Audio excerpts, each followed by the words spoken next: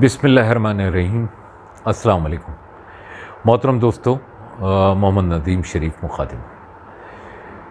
मोहतरम दोस्तों, आप जानते हैं कि कुछ टाइम से इंडिया के मामलात के अंदर जो है ना हमारे बहुत सारे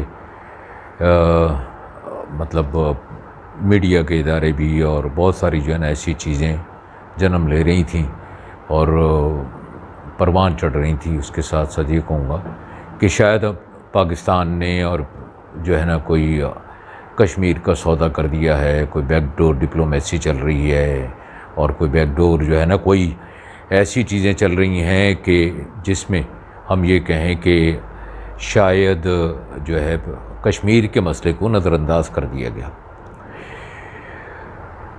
हालांकि ऐसा कहीं पर भी मौजूद नहीं।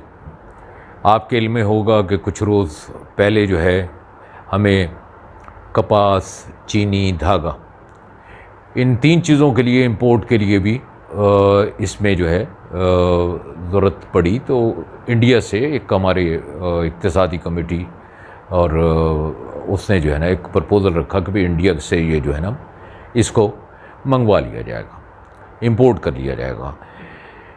सच्ची बात है कि भाई एक मेरे जैसे शख्स के दिल के अंदर भी एक थोड़ा सा ये पैदा हुआ कि शायद इंडिया से मंगवाने में जो चीज़ सस्ती पड़ेगी वो हमें भी सस्ती पड़ेगी, एक्सपोर्ट वाले को भी फ़ायदा होगा। लेकिन दिल कुछ मानता नहीं था और उसकी बड़ी वजह ये थी कि लाजमी सी बात है कि भी हम कश्मीर के साथ एक ऐसे मामले में हमेशा से मौजूद हैं जो हमारा शहरग है और उस शहरग से हम दूर नहीं होना चाहते। लेकिन बहरहाल ये एक इंसानी फ़ितरत है और इंसानी फ़ितरत के तहत मेरे जैसा शख्स भी यही चीज़ सोच रहा था।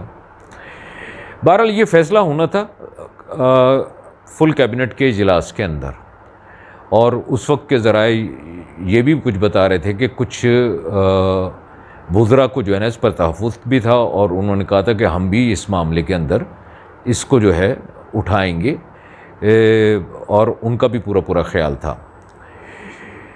मज़े की बात यह है कि इस में जब फ़ैसला किया गया तो और इसमें इसको जो है ना इनकार कर दिया गया।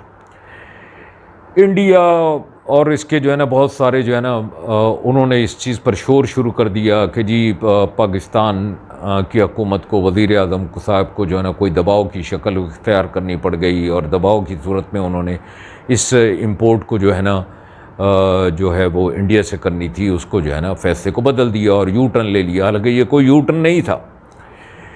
पता ये चला कि अभी इजलास शुरू हुआ था और इजलास शुरू होते ही मोहतरम दोस्तों वज़ीर आज़म साहब ने इजलास शुरू होते ही कहा कि ये किसी तौर पर भी मुमकिन नहीं है कि हम इंडिया के साथ तिजारत कर लें जब तक कि कश्मीर के मसाइल अपनी जगह पर मौजूद हों और 370 की शिक की बहाली अगर वो नहीं करते, 370 की शिक जिसमें उन्होंने इजाज़त दी है कि भी यहाँ पर जम्मू व कश्मीर के अंदर दूसरी कौमें यानी हिंदू कौम वहाँ पर जो है उसको जायदाद भी ख़रीद सकती है और ये एक तरीक़ाकार था कि कश्मीरियों को अक्सरियत से अक़लियत में बदल दिया जाए और अक़लियत में बदलने के बाद वहाँ की जो राय अम्मा का जब वो वक्त आए तो वो अक़लियत जो अब कश्मीरी अक़लियत में हो जाएं और अक्सरियत में वो हामी हो जाएं जो भारत के साथ रहना चाहते हैं।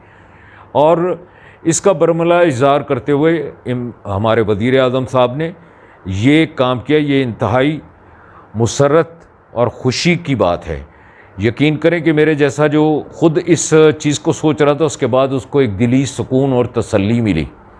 और बरोज़ जुम्मा इस पर एक और बात कहूँगा कि बरोज़ जुम्मा फुल एक कैबिनेट का और उनके करीबी साथियों का जिसमें वज़ीर ख़ज़ाना और दूसरे वज़ीर दाखिला, वज़ीर ख़ारजा और ऐसे तमाम वुज़रा जो है ना मौजूद में थे, उसमें फिर हमारे वज़ीर आज़म साहब ने इसी बात को दोहराया कि 370 की जब तक बहाली ना हो जाए, यानी उस शिक को जो है बहाल ना कर दिया जाए और उस को कलअदम ना करार दे दिया जाए कि भी वो वहाँ पर कोई और उसमें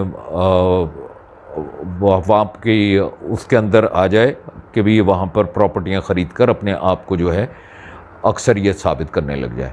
आज अल्हम्दुलिल्लाह कश्मीरियों को इससे बहुत सुकून है। कश्मीरियों के दिल वज़ीर-ए-आज़म इमरान खान साहब ने जीते हैं। इस पर जो है मैं उनको मुबारकबाद पेश करता हूँ। आज कश्मीर में पाकिस्तान ज़िंदाबाद के नारे और इमरान खान ज़िंदाबाद के नारे जो है लग रहे हैं। बहुत बहुत शुक्रिया। अस्सलामु अलैकुम।